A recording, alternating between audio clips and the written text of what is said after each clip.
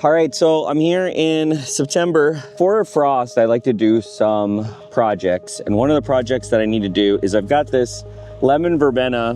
What I'm gonna do is I'm gonna cut around this guy. I don't wanna cut the roots. It's pretty dry back here.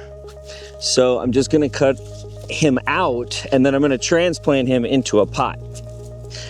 That is my plans. I love this Japanese gardening blade because it helps me get under the roots and not have too much disturbance around everybody else.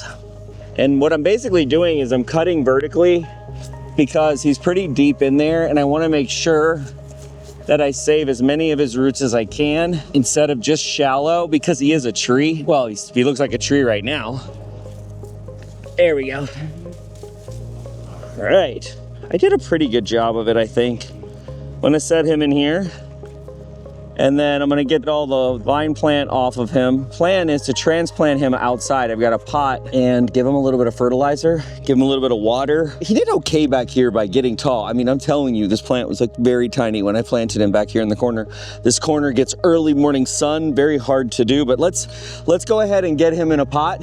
So I'm here next to my greenhouse and I've got a pot that's going in the greenhouse. These are Job's tears that I'm doing this year. And these got transplanted. They're kind of hardening outside. So they're getting a little bit of tough love outside, everything here. And then the plan is as we get nearer frost conditions, these big pots will go into the greenhouse.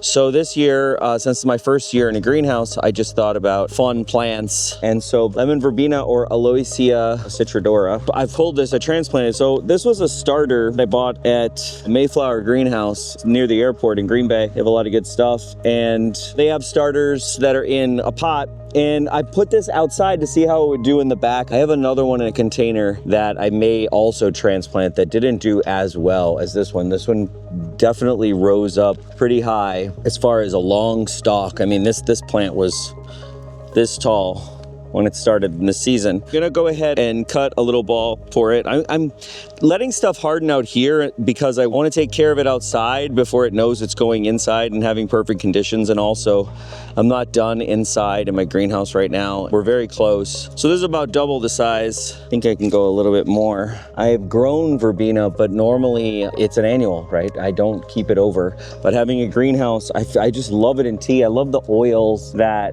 you crush the leaves and I mean it's like almost more lemony than lemon.